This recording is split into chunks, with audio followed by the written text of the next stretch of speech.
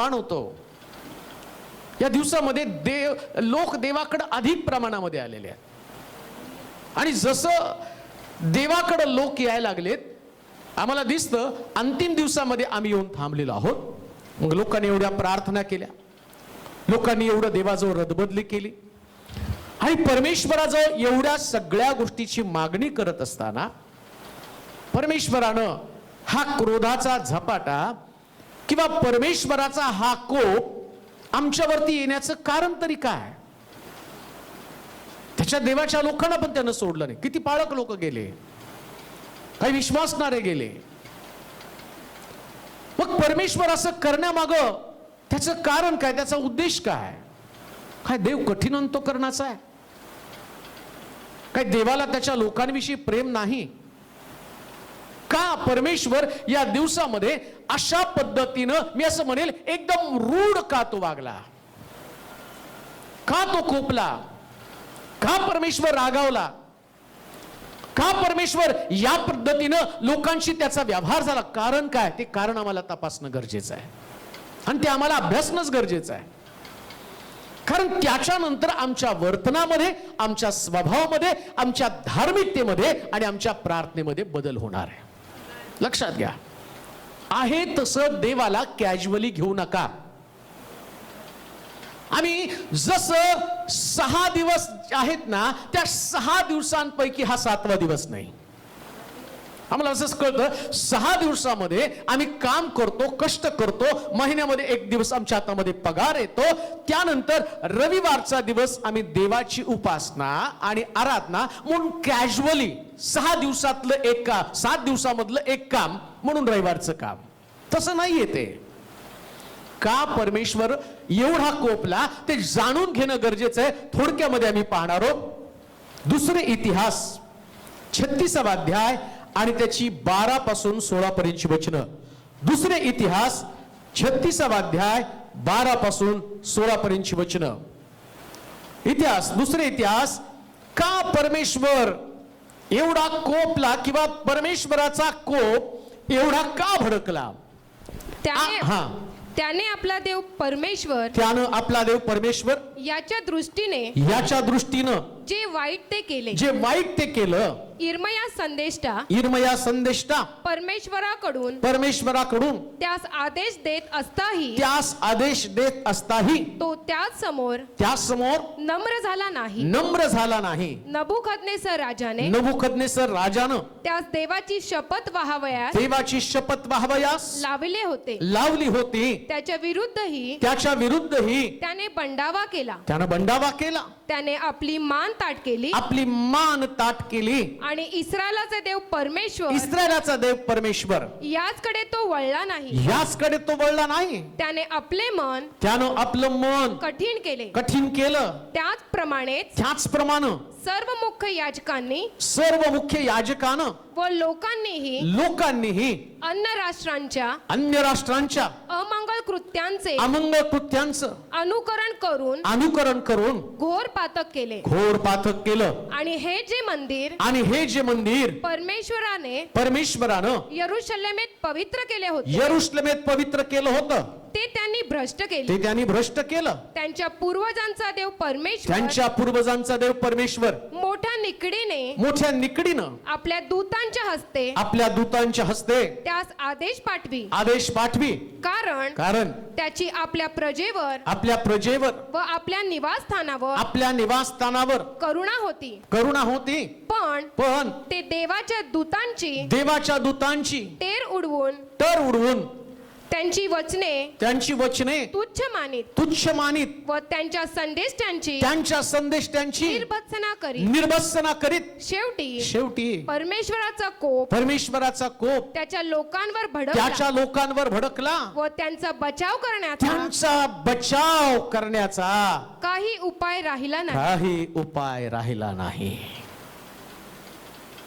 अतिशय गंभीर ज्या गोष्टीचं आम्हाला विश्लेषण करणं, ज्या गोष्टीविषयी आम्हाला विचार करणं भाग पडणं आवश्यक आहे। आमचं थिंकिंग बदललं पाहिजे। आम्ही देवाला दोष देत आहोत। पुष्कळ लोकांनी मला कॉल करून विचारलं, एवढे सगळे विश्वासणारे लोक उपवास करत आहे, प्रार्थना करत आहे, मग त्यांच्या प्रार्थनेमध्ये ताकद नाही का कोरोनाला हरवण्याची?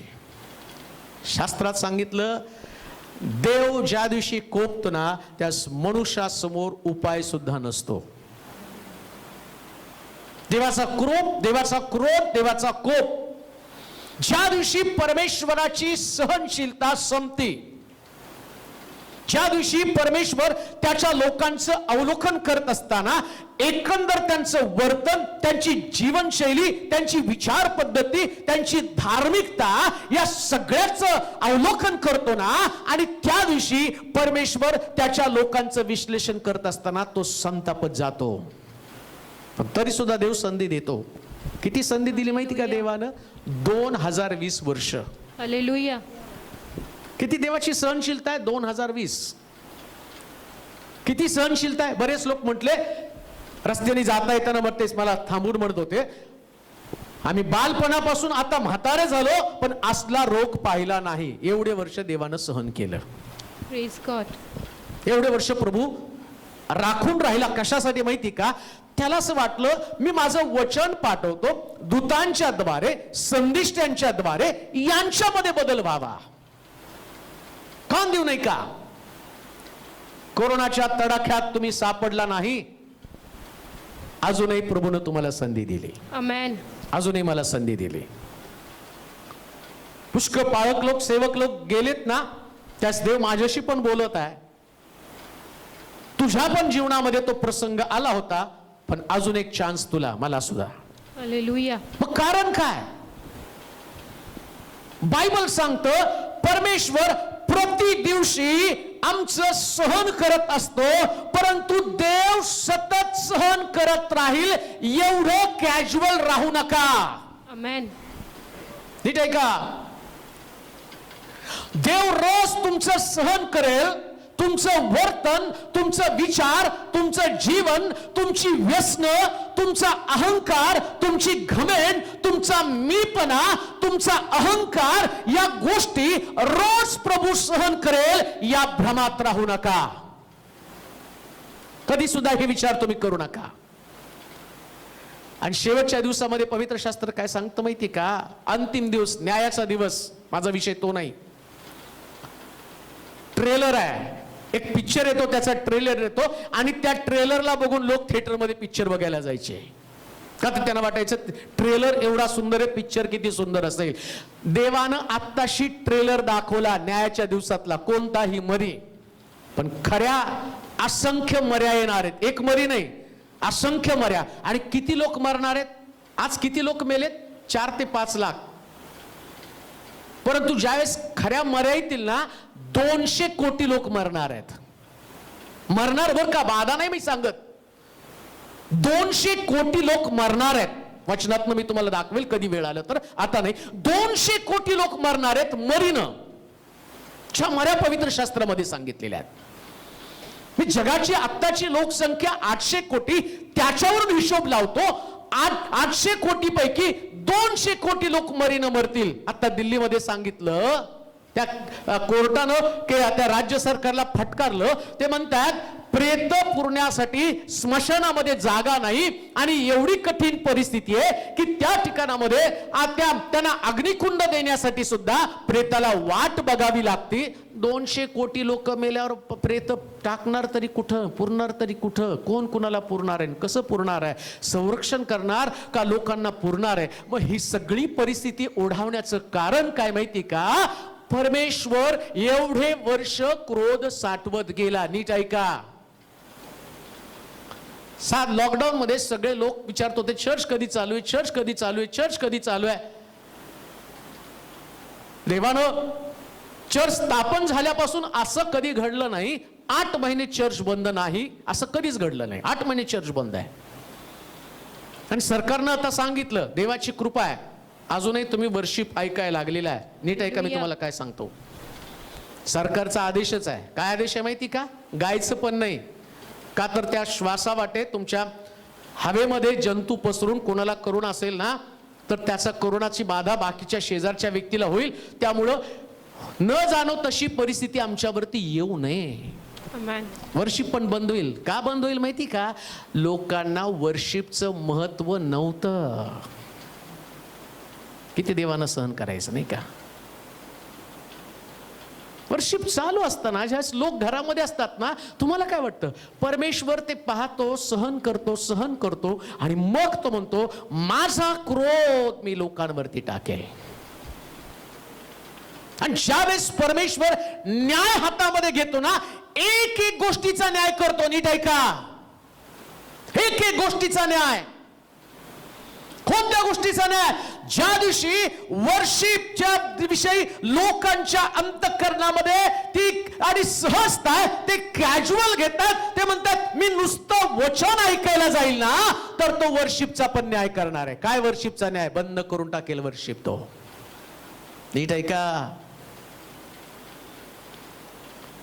जर तुम्ही खरंच जाग झाला ना, मला नाही माहित पुन्हा चर्च कधी बंद होईल चालू राहील, अनभिज्ञ आहे मी. कोणती परिस्थिती कशी येईल, कारण देवानच न्याय आता हातामध्ये घेतलेला आहे. सरकारवरती काही अवलंबून नाही. इकडंच सरकारनं सांगितलं चर्च चालू करा, आणि काल मुंबईच्या महापौरांनी सांगितलं मंदिरं मशीद चर्च चालू झाल्यामुळं करोना परत वाढायला लागलेला आहे. वास्तविक पाहता चर्च मंदिर मस्जिद चालू झाल्यावर करोना कमी व्हायला पाहिजे होतं, पण वाढायला लागला. कारण देवानं सगळ्याला मुभा दिलेली आहे. माझं मन या लोकांविषयी कठीण झालं. या लोकांना मी एवढी वर्ष दिली, एवढं या लोकांना चांगली संधी दिली, एवढं माझ्या उपस्थितीचा आनंद. मी त्यांच्या अगोदर मंदिरामध्ये हजर होतो, मी त्यांच्या अगोदर मंदिरामध्ये उपस्थित होतो, आणि मला एकेका व्यक्तीची वाट एक असं समजू नका. ज्या स्क्वायर हजर असतं त्यास देव आनंदी असतो असं नाही. देवाला प्रत्येक व्यक्तीच्या उपस्थितीचं महत्व आहे, आणि तो व्यक्ती देवाच्या घरामध्ये येत असताना त्या व्यक्तीकडे देवाचे डोळे लागलेले असतात. अगदी पवित्र शास्त्रात तुम्हाला सांगतो, उधळ्या पुत्र बापाच्या घराकडून बाहेर असताना शास्त्र सांगतं त्याचे डोळे त्याच्या मुलाकडे लागलेले होते. जो मुलगा घरामध्ये नव्हता त्या मुलाकडे त्याचे डोळे लागलेले होते. तुमच्या लक्षात येत नाही का? तुमच्या देखील बापाचे डोळे आणि परमेश्वराच्या उपस्थितीमध्ये देवाच्या घरामध्ये तुम्ही यावं यासाठी, आणि परमेश्वराचे डोळे त्याच्या लोकांकडे लागलेले होते. परंतु परमेश्वराच्या या वचनाकडे लोकांनी दुर्लक्ष केलं, आणि परमेश्वर एवढे वर्ष सहन करत होता, आणि ज्या देवाची सहनशीलता संपली तो म्हटला हे लोक मला कॅज्युअल घेत आहे. अच्छा 12 वचन. त्याने आपला देव परमेश्वर याच्या दृष्टीने जे वाईट ते केले. परमेश्वराच्या का परमेश्वर त्याचा कोप भडकला? का परमेश्वराचा कोप तुमच्या आणि माझ्यावरती भडकला? नोकऱ्या गेल्या, लोक रस्त्यामध्ये मेले, लेकरं दुधाशिवाय मरून पडले, कित्येकांची घरटी उद्ध्वस्त झाली. कसला कोपला देव तुम्हाला माहिती का? एक तो युट्यूबला व्हिडिओ पाहिला, त्या व्हिडिओमध्ये काही त्या कामगार लोक त्यांनी रिक्षा घेतली कारण जायला वाहन नाही, आणि सगळा परिवार रिक्षामध्ये बसवला. मग चॅनलचा माणूस तिथे आला, त्याने विचारलं असं का चाललं, थोडंसं थांबायला पाहिजे होतं. म्हटलं साहेब थांबून काय करणार, ज्या ठिकाणात शेल्टरमध्ये आम्हाला ठेवलं तिथं कोणी सुद्धा आम्हाला जेवण द्यायला येत नव्हतं. मग इथं मरण्यापेक्षा गावात जाऊन आम्ही अर्धी भाकर तरी खाऊ म्हणून सगळा परिवार घेऊन एक रिक्षा विकत घेतली आणि त्या रिक्षामध्ये बसून निघालो. ते म्हटलं किती अंतर तुझं लांब आहे? त्यांनी सांगितलं जवळजवळ 1200 किलोमीटर माझं गाव लांब आहे. तो म्हटलं रिक्षाने एवढ्या लांब पोहोचू शकेल का? साहेब पोहोचेल का नाही माहित नाही, पण मरण तर तिथं पण आहे, आणि वाटेत मेलो तरी तडफडण्याची वेळ येणार नाही असं सांगून काय अंतरावर जातो, आणि त्या रिक्षाला दुसरी ट्रक येऊन धडकती आणि सगळा परिवार तिथं मेला जातो. असे कितीतरी लोक टप्प्याटप्प्यानं तिथं मेले. का? बायबल सांगतं एकच कारण, लोक परमेश्वराच्या दृष्टीनं जे वाईट ते त्यांनी केलं. पहिलं कारण, का परमेश्वर संतापला? का परमेश्वर रागावला? का परमेश्वराचा कोप परमेश्वर अजूनही आवरून धरत नाही? तू म्हणता मी एवढ्या प्रार्थना करत आहे, एवढं सगळं, अजून लस सापडत नाही, आणि लोक मरतच चाललेले आहेत. रोज मरत आहे. दुसरी लाट, तिसरी लाट, लाटे पाठोपाठ लाट, समुद्राच्या लाटेपेक्षा भयानक लाट. याचं कारण प्रत्येक व्यक्तीला मी जे वर्तन करतो ते योग्य वाटतं. कोणीच देवाच्या दृष्टिकोनातनं योग्य आहे का नाही याचा विचार करायला तयार नाही. परमेश्वराला काय आवडतं, परमेश्वराच्या दृष्टिकोनासमोर काय चांगलं आहे हे कोणाच्याच लक्षात येईना. आणि लक्षात घ्या, देवाचं पाहणं ना वचनानुसार पाहणं आहे. आमेन. वचनानुसार बर का. दगडी पाट्या परमेश्वर मोशेला देत होता. डोंगरावरती त्याला बोलवलं आणि सुंदर परमेश्वरानं स्वतःच्या हातानं लिहून मोशेच्या हातामध्ये त्या दगडी पाट्या दिल्या. नीट ऐका, परमेश्वराचा कोप कसा भडकतो. मोशे दगडी पाट्या घेऊन खाली आला आणि खाली आल्यावर पाहतो तर काय, लोक वास्त्रासमोर नाचत आहे. अरुणानं त्यांना वास्त्रू करून दिलं. मोशेला ते पाहिल्यावरती राग आला. तो देवाविषयी ईर्ष्यायुक्त झाला आणि त्यानं काय केलं माहिती का, त्यानं लोकांचे 2 गट केले. तो म्हटला, जे मूर्तीला दंडवत घालणारे लोक आहेत ते एका बाजूला आणि जे परमेश्वराची उपासना करणारे एका बाजूला बा. त्या लोकांनी आपलं स्वभाव सोडला नाही आणि 3000 लोक तिथून बाजूला झाले. आता मोशेनं काय केलं, या लोकांना सांगितलं, या 3000 लोकांची कत्तल करा आणि त्यांनी दगडी पाट्या फोडल्या. मोशेला असं वाटलं माझ्या दृष्टिकोनातनं हे योग्य आहे, परंतु देवाचा दृष्टिकोन तसा नव्हता. देवाचा दृष्टिकोन काय होता माहिती का, जसं हे लोक, मोशे डोंगरावरून खाली आला आणि दगडी पाट्या ज्या देवाच्या मुखातनं निघलेल्या अग्नीनं लिहिल्या गेल्या असं सांगतात. ज्या दगडी पाट्या सापडल्या तर त्याच्यावर लेसर सारखं काहीतरी सायंटिस्टनी त्याच्यावर संशोधन केलं आणि ते म्हणतात लेसरने ह्या लिहिल्या गेल्या. पण बायबल सांगतं देवाच्या मुखामध्ये अग्नी आहे आणि या अग्नीनं त्या दगडी पाट्या लिहिल्या गेल्या. आता मोशे वरून खाली आल्या दगडी पाट्या घेऊन. माडीवरती 120 लोक पवित्र आत्म्याच्या अग्नीच्या जीवात इथं आल्या.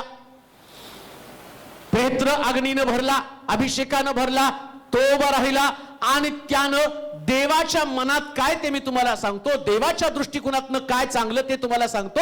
इथं पेत्र उभा राहिला आणि या पेत्रानं उपदेश केला आणि 3000 लोकांचं तारण. पण मोशेनं 3000 लोकांना मारलं. हे देवाच्या दृष्टिकोनातनं अयोग्य होतं, चुकीचं होतं प्रियांनो. देवाच्या दृष्टिकोनातनं चांगलं काय, आम्ही आमच्या स्वभावाप्रमाणे आमचं जीवन जगत आहोत. मला काय आवडतं, मला शिव्या द्यायला आवडतं.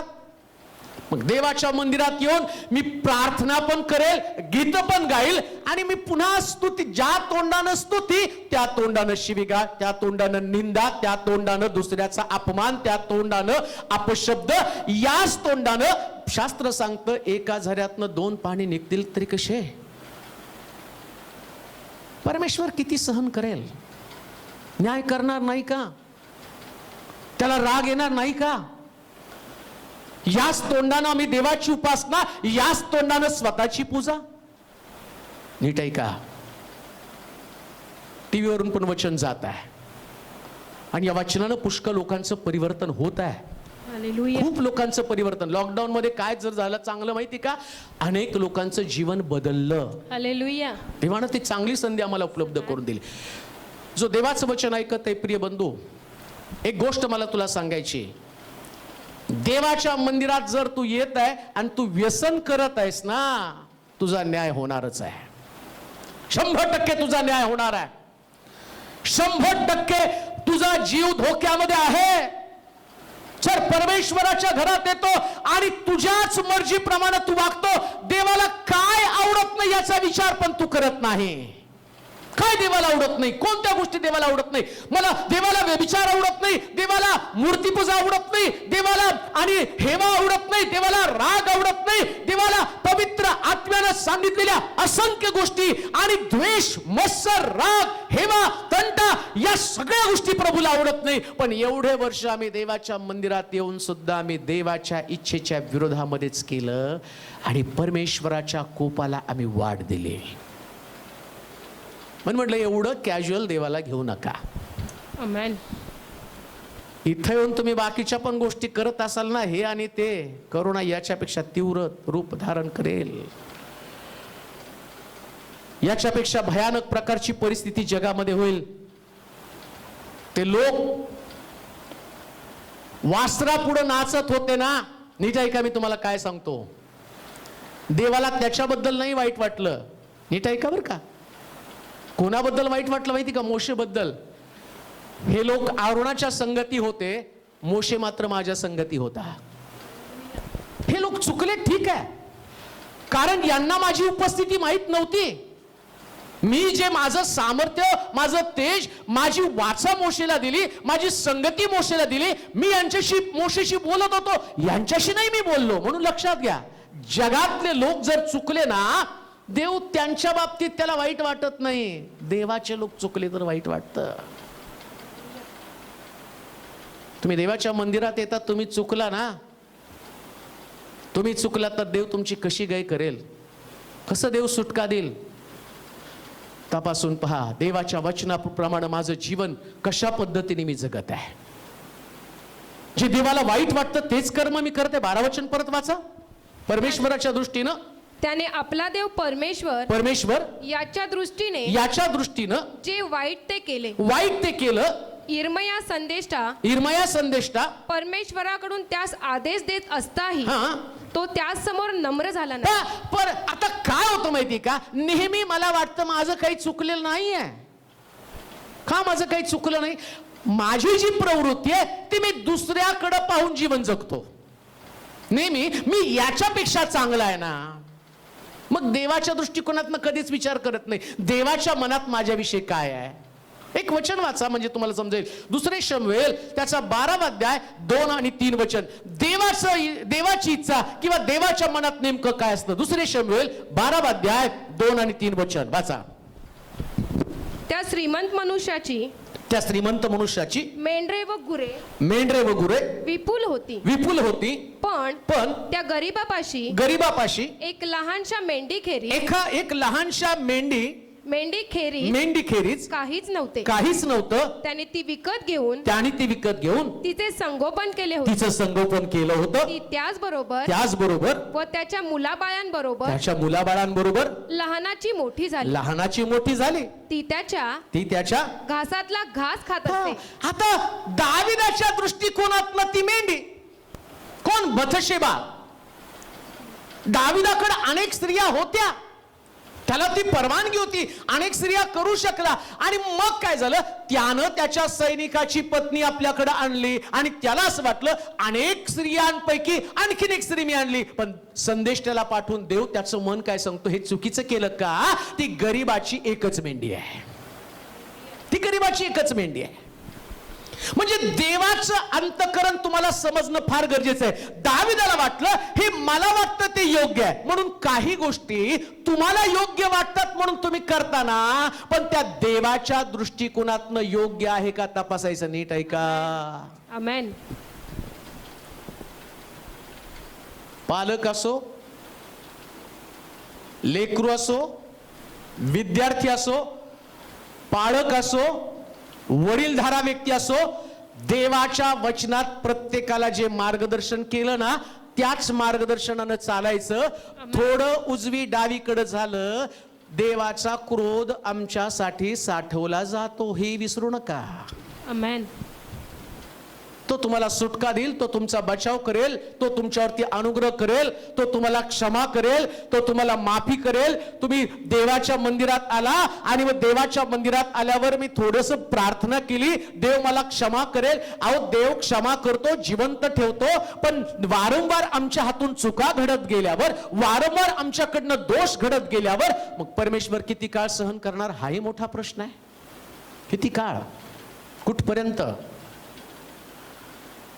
देवाच्या दृष्टिकोनातनं ज्यावेळेस आम्ही चुकीचं करतो, नीट ऐका, कधीही देवाच्या इच्छेच्या विरोधात जीवन जगू नका. आमेन. कधीच नाही.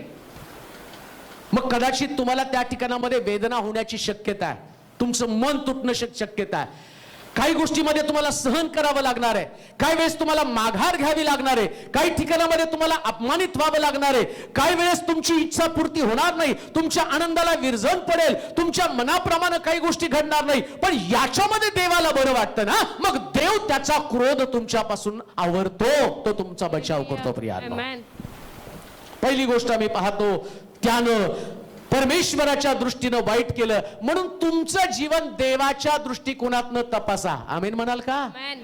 देवाच्या दृष्टिकोनातनं. Hallelujah. ते काय गावातलं भांडण नाही.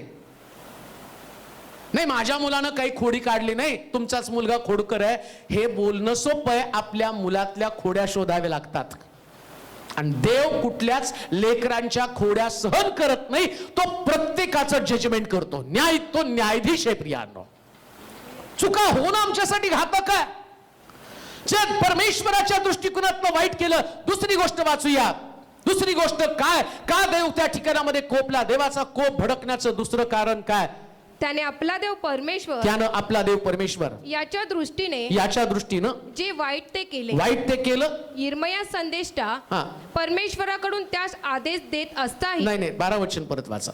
त्याने आपला देव परमेश्वर याच्या दृष्टीनं जे वाईट ते केलं. यिर्मया संदेष्टा हा. परमेश्वराकडून त्यास आदेश देत असता तो त्यासमोर नम्र झाला नाही. दुसरी गोष्ट, देव का कोपतो त्याचं दुसरं कारण एवढा आदेश येऊन पण लोक नम्र होत नाही हो. 8 महिन्यानं चर्च चालू झालं, 8 महिन्यानं संदेश ऐकला, पण इथून पुढे पुन्हा दारू प्यायला, मटका खेळायला, जुगार खेळायला, तंबाखू खायला, भांडणं करायला, व्यभिचार करायला, चुकीच्या गोष्टी करायला मग तुम्हाला काय वाटतं देव सहन करेल? कुठल्या भ्रमात आहात? ना तुमची ताकद, ना तुमची शक्ती, ना तुमचं ज्ञान, ना तुमची ओळख, ना तुमचं तारुण्य, ना तुमचा बँक बॅलन्स कोणी तुम्हाला वाचवू शकत नाही. सगळ्यात भयानक गोष्ट कोणती माहिती का? एक सगळ्यात मोठं टॉवर लंडन मध्ये होतं आणि फार मोठं हॉटेलचा मालक, कोरोना त्यावेळेस भयानक स्वरूप धारण करत होता. त्या हॉटेलच्या मालकाला कोरोना झाल्याचं कळलं. तो म्हटला माझा परिवार वाचायला पाहिजे, तर त्यानं त्या जवळजवळ मला वाटते 50 मजल्यावरून त्याने उडी मारली आणि आत्महत्या केली. मग एवढं टॉवर साठवलं, एवढा पैसा साठवला, एवढे संपत्ती साठवली, वाचवलं का त्याला? अहो कुठल्या वाचण्याची तुम्ही विचार करत आहात?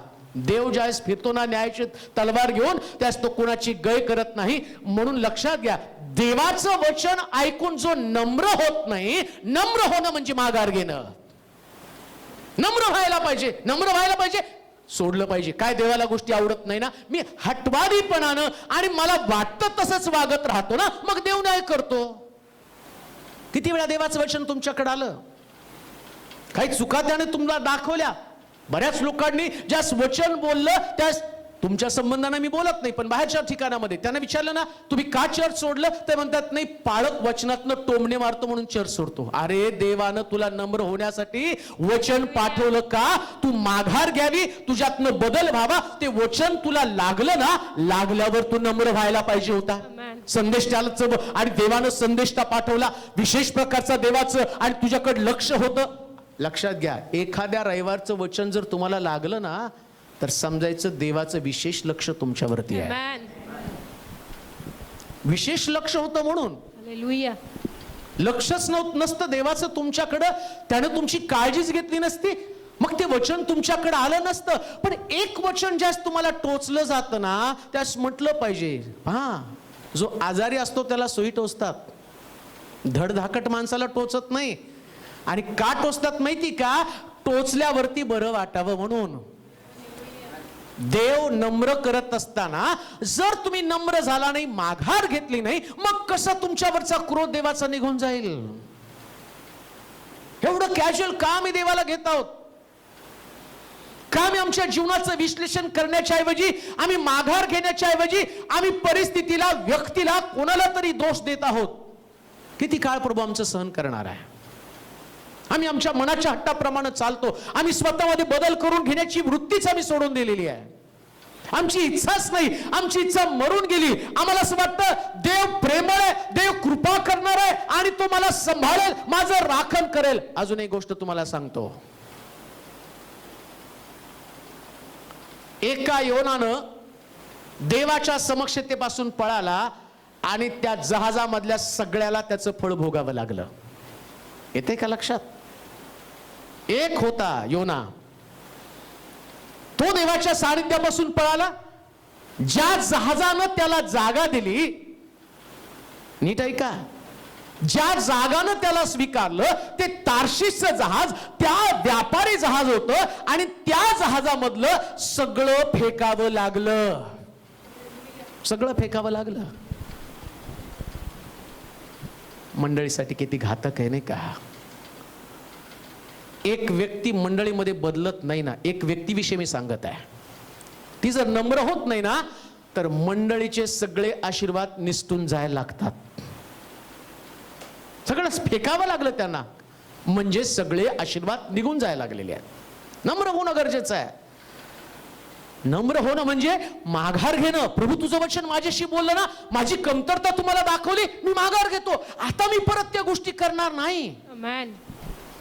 आता त्या गोष्टी मी करणार नाही. दुसरी गोष्ट सांगतो, जसं मंडळीचं तसं परिवारामध्ये सुद्धा एक व्यक्ती जो नम्र व्हायला तयार नाही, माघार घ्यायला तयार नाही, घरातले सगळे आशीर्वाद फेकून द्यावे लागतात. जहाजामधलं सगळे एक एक मौल्यवान वस्तू फेकावी लागली तसे मौल्यवान आशीर्वाद तुमच्या घरातनं निघून जातील आणि परमेश्वराचा क्रोध तुमच्या घरावरती, तुमच्या परिवारावरती येईल. आणि मग तुम्ही प्रश्न कराल, देवा हे का? तो म्हणतो, तू देवा माझं वचन कधी ऐकलंच नाही, म्हणून घरातल्या लोकांना पण सांभाळा. कोणाला चुकीचं वागू देऊ नका. आमेन. देवाच्या दृष्टिकोनातनं कोणाला चुकू देऊ नका. किती जबाबदारपणे आम्हाला वागावं लागेल. परिवारातला एक व्यक्ती पण चुकू नये याची खबरदारी आम्हाला घ्यावी लागेल. आम्हाला आणि चुकांच्या मागे नव्हे तर देवाच्या बरोबर थांबावं लागणार. देवाच्या बरोबर थांबा. ज्यास देवाच्या बरोबर तुम्ही थांबाल, परमेश्वर त्याची कृपा, त्याचं करुणा, त्याचा अनुग्रह आणि तुमच्या बाजूने उभं करेल. तुमचा परिवार, तुमचं घराणं जर वाचायला पाहिजे तर त्याच्यासाठी तुम्हाला देवाच्या बाजूने उभं राहावं लागेल. शास्त्र सांगतं ते नम्र झाले नाही. नम्र झाले नाही म्हणून परमेश्वराचा क्रोध त्यांच्यावरती भडकला. त्यानंतर 14 वचन वाचा. काय झालं 14 वचनामध्ये? का परमेश्वराचा क्रोध त्यांच्यावरती साठवला गेला? का क्रोध भडकला? 14 वचन. त्याचप्रमाणे सर्व मुख्य याजकानं व लोकांनीही अन्य राष्ट्रांच्या अमंगळ कृत्यांचे अनुकरण करून घोर पातक केले. का याजक लोक सुद्धा मेले? का याजक लोक मेले? का देवाने त्यांना वाचवलं नाही? का मंडळांवरती एवढा मोठ्या प्रकारचं संकट या दिवसामध्ये आलं? याजक सुद्धा कॅज्युअल वागायला लागले. पाळक लोक सुद्धा बाहेरच्या लोकांमध्ये आणि त्यांच्यामध्ये कुठल्याही प्रकारचं अंतर दिसायला तयार नाही. लिहिले बरं का? काय लिहिले? वाचा परत. त्याचप्रमाणे सर्व मुख्य याजकांनी. कोण आहे हो? सर्व मुख्य याजकांनी. मुख्य याजक, नुसतेच याजक नाही, मुख्य याजक, नावाजलेले लोक, प्रतिष्ठित असणारे लोक, ज्यांना देवानं मानाचं पद दिलं, मोठं स्थान दिलं. आणि शास्त्र सांगतं याजक अजून सर्व मुख्य याजकांनी व लोकांनीही अन्य राष्ट्रांच्या अमंगळ कृत्यांचे. अमंग राष्ट्रांमधली कृत्य याजकांमध्ये आणि याजकांमधली कृत्य लोकांमध्ये. का देव रागावतो? देव तो देव आहे. तो म्हणतो माझी पवित्रता याजकांमध्ये आणि याजकांची पवित्रता लोकांमध्ये. पण घडलं काय माहिती का? लोकांची अपवित्रता याजकांमध्ये आणि याजकांची अपवित्रता लोकांमध्ये. आणि अशा प्रकारचं वर्तन मंडळांमध्ये सुरू झालं. मग देव रागवणार नाही का? मी देवाच्या बाजूनच उभा राहील. आमेन. कारण देव कधी चुकत नाही. आमेन. अजूनही मी म्हणतो देव चुकतच नाही. हालेलुया. म्हणतो म्हणजे तेच सत्य आहे. आमेन. आम्ही नाही देवाला दोष देऊ शकत. आज जर तुम्ही बघितलं, वाईट वाटतं.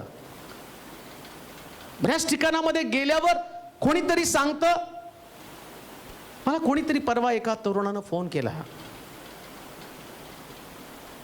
माझ्या पत्नीला पास्टरनं घटस्फोट द्यायला सांगितलं. पास्टर, मी पहिल्यांदा दिला, परत तिला जवळ केलं,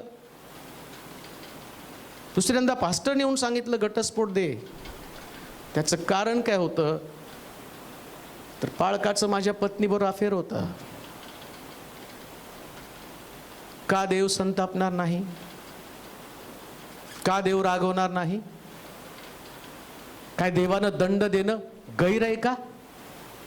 परराष्ट्रीय लोकांमध्ये चाललेलं पाप जर देवाच्या लोकांमध्ये सापडलं, मग देवानं त्याच्या लोकांचं वेगळं पण त्यात दाखवणार कसं? अन्य राष्ट्रांप्रमाणे तुम्ही असू नये, अन्य राष्ट्रांमधल्या सगळ्या चालीरीती तुमच्यामध्ये येऊ नये.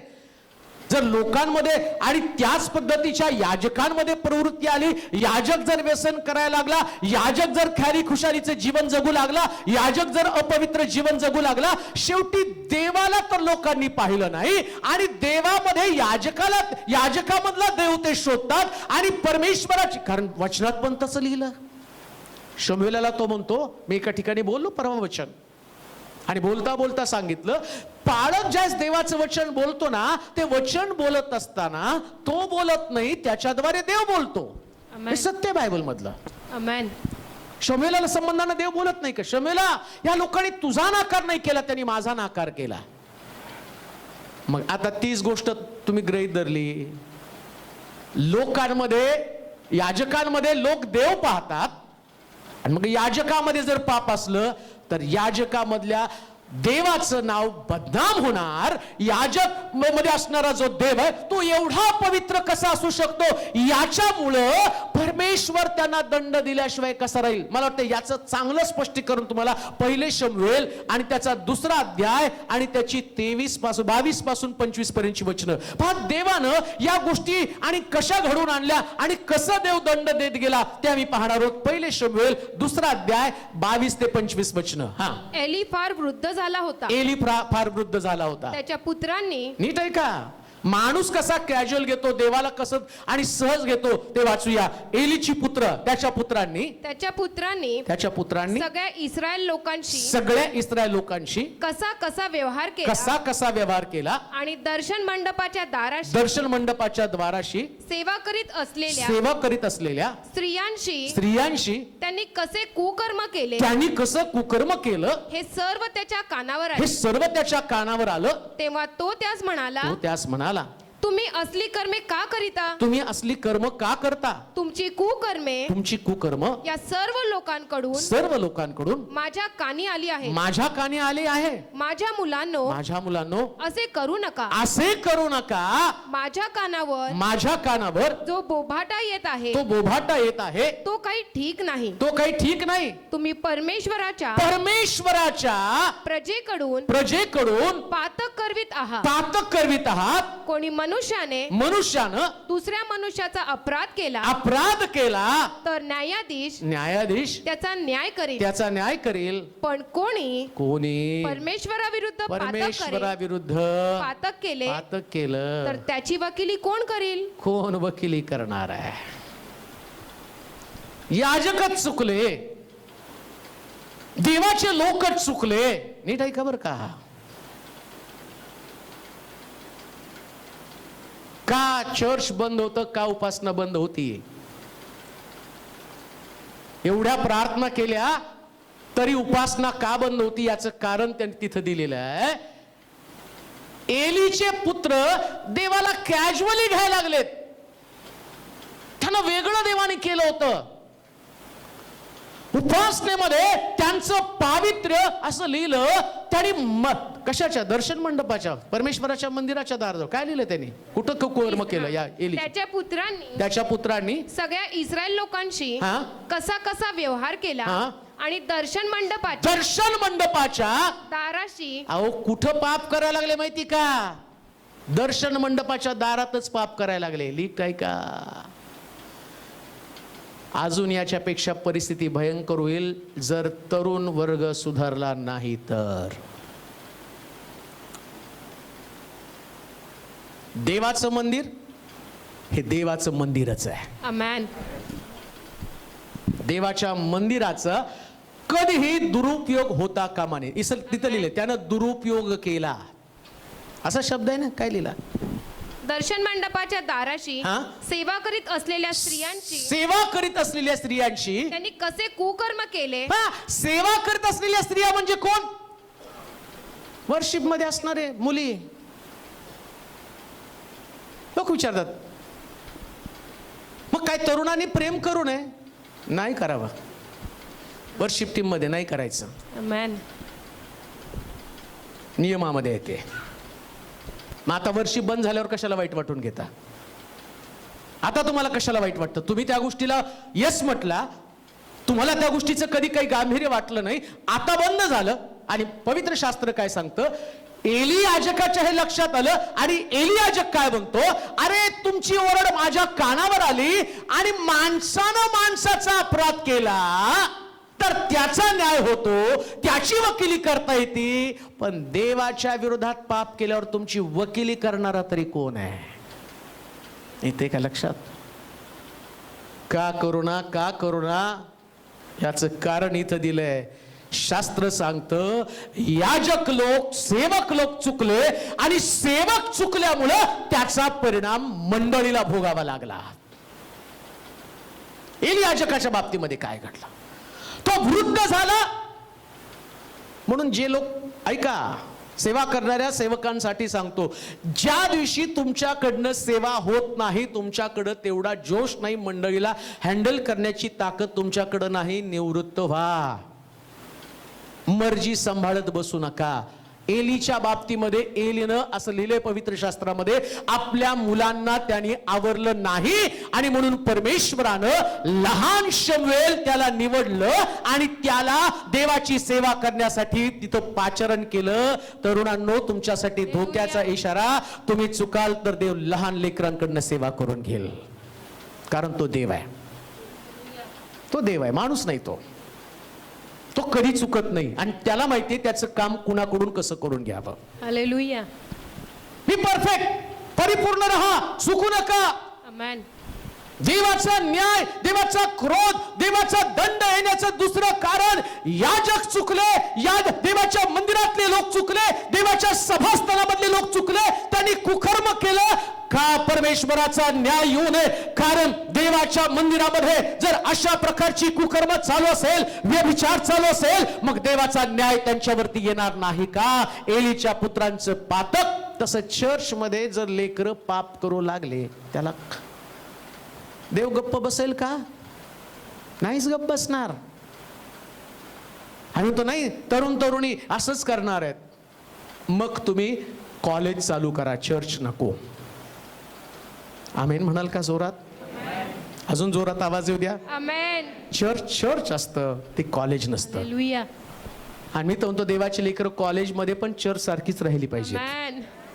याचा अर्थ असा नाही की तुम्ही कॉलेजमध्ये जाऊन कुकर्म करा, तुमचं वेगळं पण दिसलंच पाहिजे. Amen.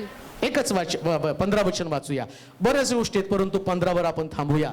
त्यांच्या पूर्वजांचा देव परमेश्वर, त्याच्या पूर्वजांचा देव परमेश्वर मोठ्या निकडीनं आपल्या दूतांच्या हस्ते त्यास आदेश पाठवी. कारण त्याची आपल्या प्रजेवर व आपल्या निवासस्थानावर करुणा होती.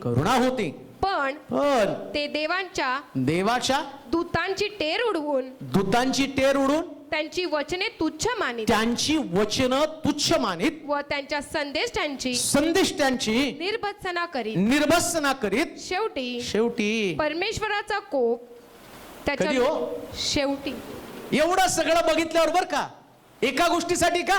नाही. पहिल्यांदा परमेश्वरानं पाहिलं, हे लोक सगळं आपल्या दृष्टीनं वाईट वागायला लागले, तरी देव गप्प बसला. लगेच देवानं रागवलं का? नाही. दारू पितात, पिऊ द्या. गुटखा खातात, खाऊ द्या. जुगार खेळतात, खेळू द्या. व्यभिचार करतात, करू द्या. लोकांना लुबाडतात, लुबडू द्या. कुणाचं मालमत्ता हिसकावून घेतात, घेऊ द्या. सगळं सहन करतो देव. लोक त्यांच्यामध्ये, व्यभिचार त्यांच्यामध्ये, जारकर्म त्याच्यामध्ये, पैशाच्या मागे लागलेले आहेत. त्याच्यासाठी त्यानं सगळी इमानदारी बाजूला टाकली. नीट ऐका, प्रत्येक गोष्ट करताना ही देवाला आवडती का याचा विचार करूनच करा. अन्यथा देवाचा क्रोध साठवत त्याच्या लोकांना उद्ध्वस्त केल्याशिवाय राहत नाही. उद्ध्वस्त, संपूर्ण संपवणं.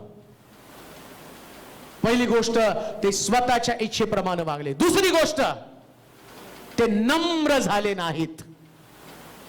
माघार घेतली नाही त्यांनी. आपल्या चुकांपासून त्यांनी धडा घेतला नाही. चुकानंतर स्वतःमध्ये बदल व्हायला पाहिजे. चुकानंतर स्वतःची सपाटणी करू नका. दावीद म्हणतो, मी माझं अंतरुण अस्वानी भिजवून टाकलं, माझं नेत्र आणि रात्रंदिवस माझे नेत्र रडत होते, कारण त्याला त्याच्या चुका समजल्या आणि त्यानं त्याच्या पापापासून परावृत्त झाला. माघार घ्या, आमेन. माघार घ्या. माघार घेतला नाही, देवाचा हात जर एकदा पडला तर तुमच्यासाठी वकिली करणारा व्यक्ती पण कोणी नसणार आहे. मनाचा हट्टीपणा काढून टाका.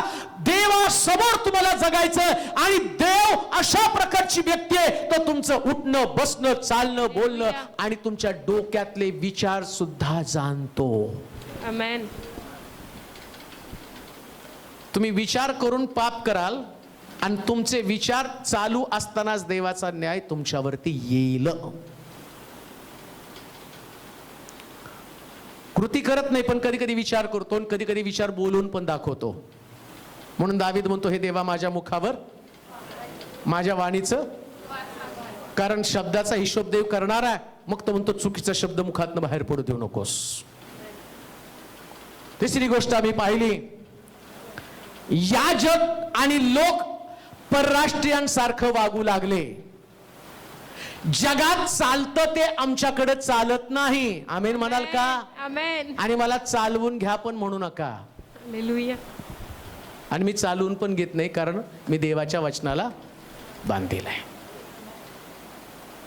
देवाच्या वचन जसं आहे तसं. मला माहितीये, एकदा का क्रोध साठला ना, साठवून एक दिवशी त्याचा स्फोट होतो आणि मग सगळं उद्ध्वस्त होऊन जातं. तिसरी शेवटची गोष्ट, चौथी शेवटची गोष्ट, तिथं असं लिहिलं, परमेश्वराच्या कृपेचं एक कारण काय, देव मंडळीवरती कृपा करतो म्हणून त्याचं वचन पाठवतो. हालेलुया. आता सिस्टरने प्रार्थना करताना प्रार्थना केली, देवा 8 महिन्यामध्ये आम्हाला तू वचनापासून वंचित ठेवलं नाही, कारण देवाची कृपा तुमच्यावरती होती. असंच लिहिलं नाही तिथं? काय लिहिले वाचा बरं. त्यांच्या पूर्वजांचा देव परमेश्वर मोठ्या निकडीने आपल्या दूतांच्या हस्ते. पण निकडीनं म्हणजे एखाद्याला निरोप द्यावा, ती जी उत्कंठ असते. हालेलुया. कळती का निकड तुम्हाला गरज? देवाला गरज वाटली, माझ्या लोकांना वचनाची गरज आहे आणि ती गरज भागवावी, याच्यासाठी देवानं दूत म्हणजे मेसेंजर. आमेन. हालेलुया. मग तुमच्यासाठी YouTube दूत होतं. हालेलुया. प्रेज लॉर्ड म्हणाल का? Praise the Lord. तुमच्यासाठी व्हॉट्सअप, फेसबुक देवानं Hallelujah. उपलब्ध सगळं पहा. त्याला माहिती होतं 2020 मध्ये लॉकडाऊन पडणार आहे, त्यास वचन कोणाकडे नसणार आहे. मग देवानं युट्यूब आणि फेसबुक आणि हे सगळं हे व्हॉट्सअप या सगळ्याला उपलब्ध केलं आणि तो म्हटलं, ज्यास लॉकडाऊन येईल ना, त्यास त्या निकडीनं माझं वचन त्यांच्यापर्यंत मी पोहोचवेल. परंतु प्रॉब्लेम काय झाला माहिती का, अनेक लोकांनी तेही वचन ऐकलं नाही. काय लिहिलं हो तिथं? तू देव परमेश्वर मोठ्या निकडीने आपल्या दूतांच्या हस्ते त्यास आदेश पाठवी, कारण त्याची आपल्या प्रजेवर व आपल्या निवासस्थानावर करुणा होती. देवाचं प्रेम शिलोतल्या लोकांना तुमच्यावरती होतं, म्हणून त्यानं तुमच्याकडे वचन पाठवलं. तो तुम्हाला विसरला नाही. त्याला माहिती होतं माझ्या लोकांना एनर्जी कशाची असेल तर माझ्या वचनाची.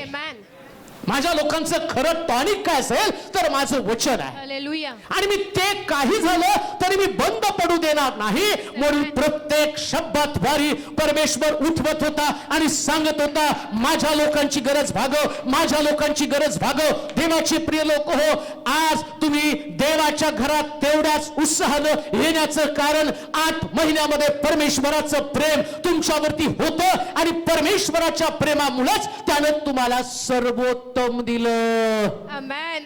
हालेलुया. फ्रेश आहेत तुम्ही सगळेजण. Praise God. पण झालं काय? देवाचा न्याय येण्याचं कारण शेवटी पटकन 1 मिनिटात संपवतो. पण ते देवाच्या दूतांची टेर उडवून दूतांची टर उडवून त्यांची वचने तुच्छ मानित वचन तुच्छ मानत व त्यांच्या संदेष्टांची निर्भत्सना करीत शेवटी परमेश्वराचा कोप त्याच्या लोकांवर भडकला. काय झालं माहिती का देव रागवला? सगळ्याचं विश्लेषण झालं. अनेक लोकांनी देवाचं वचन ऐकलं आणि तुम्ही युट्यूबला जर कमेंट बघितलं तर तिथं तुम्ही कमेंट बघा.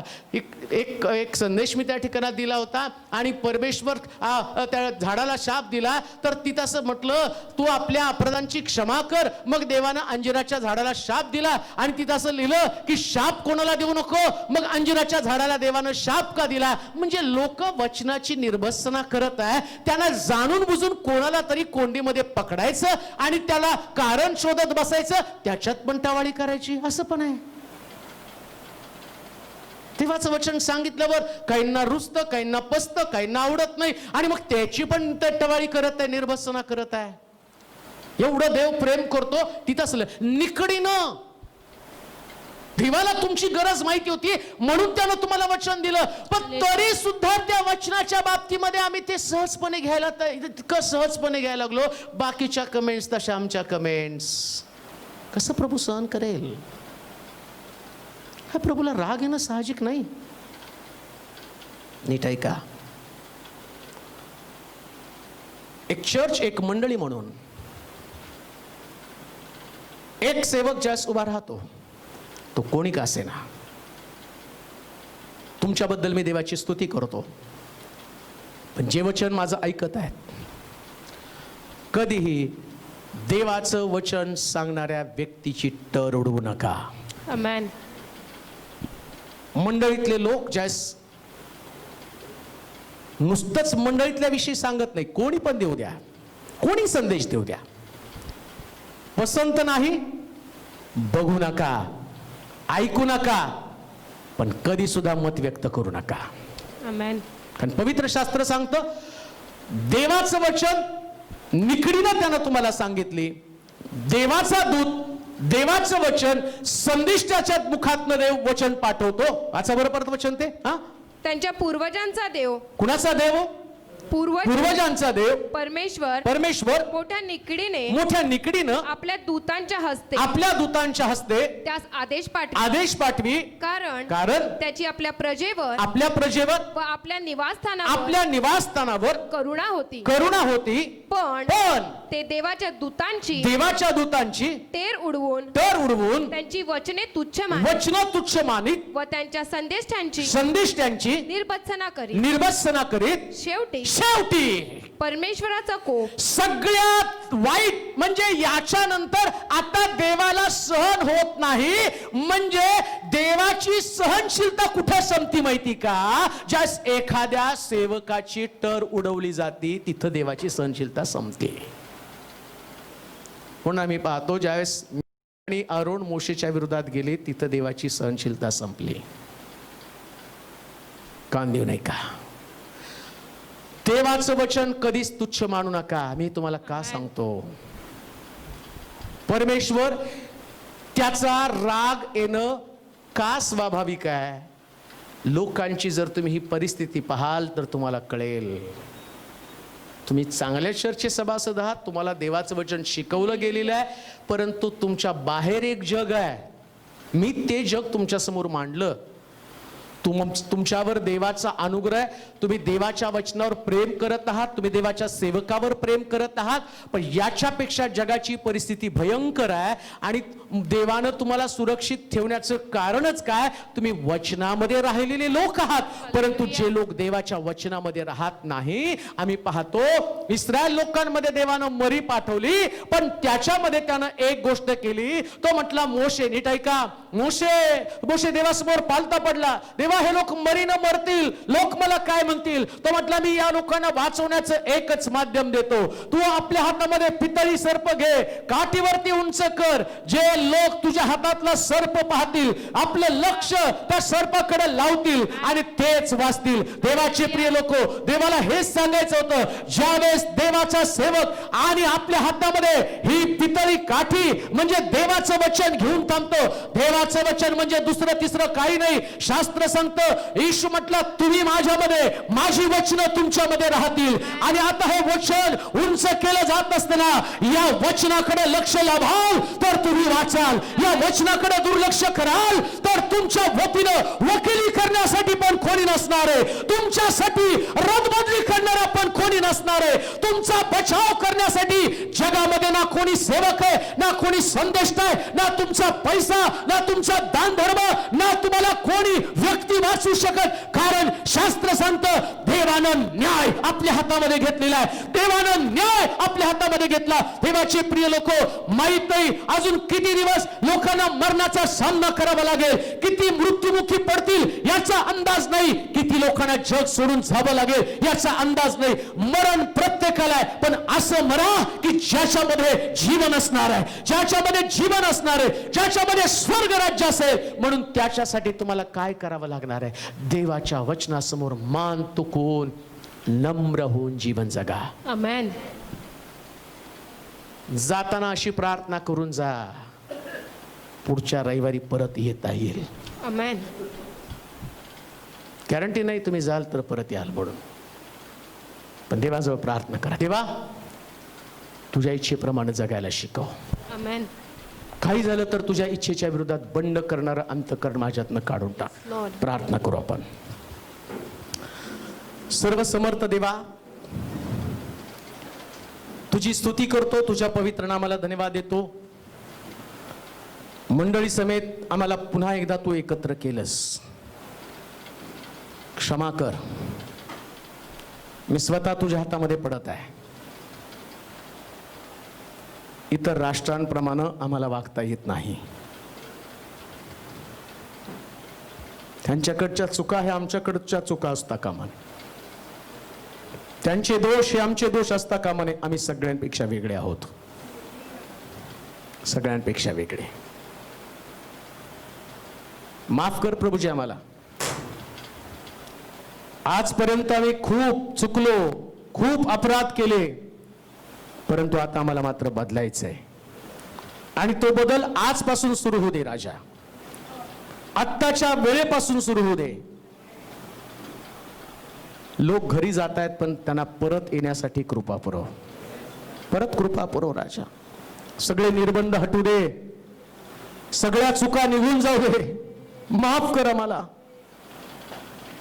अजूनही ज्या लोकांनी आपलं अंतःकरण बदललं नाही, मी त्यांच्यासाठी रदबदली करतो प्रभूजी. त्यांचे स्वभाव बदल. या महामारीपासून अजूनही आम्ही सेक्युअर नाही, सुरक्षित नाही हे आम्हाला ठाऊक आहे. व्यसनात असतील तर त्यांना व्यसनातून बाहेर काढ. चुकीच्या संगतीमध्ये असतील तर त्यातून त्यांना बाहेर काढ. आम्हाला माणसं पुरायची नाहीत, आम्हाला प्रेत कबरेमध्ये टाकायची नाहीत. आम्हाला तर आमच्या लोकांसमेत उपासना आणि आराधना करायची प्रभू. परंतु या सगळ्या परिस्थितीमधनं तुझ्या वचनाप्रमाणे लोकांचं जीवन परिवर्तित कर, बदल कर. सत्य समजू दे त्यांना. आम्ही किती कॅज्युअली तुला घेतलं. माफ कर, आमच्या चुकांची आम्हाला क्षमा कर राजा. जे आजारी त्यांच्यासाठी प्रार्थना करतो, जिथं आहेत तिथं त्यांना स्पर्श कर. ज्या ज्या अडचणी समस्या त्यांच्यामध्ये आहेत त्या सगळ्या समस्या अडचणी दूर कर प्रभूजी. तुझ्या पवित्र हाताचा स्पर्श कर.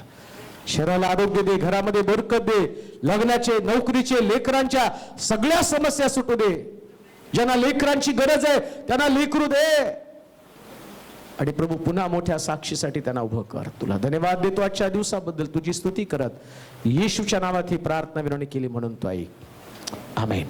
आता देवबापाची प्रीती, प्रभू येशू ख्रिस्ताची कृपा, पवित्र आत्म्याची सहभागिता तुम्हा सर्वांबरोबर आता आणि सदा सर्व काळ असो. आमेन. आमेन.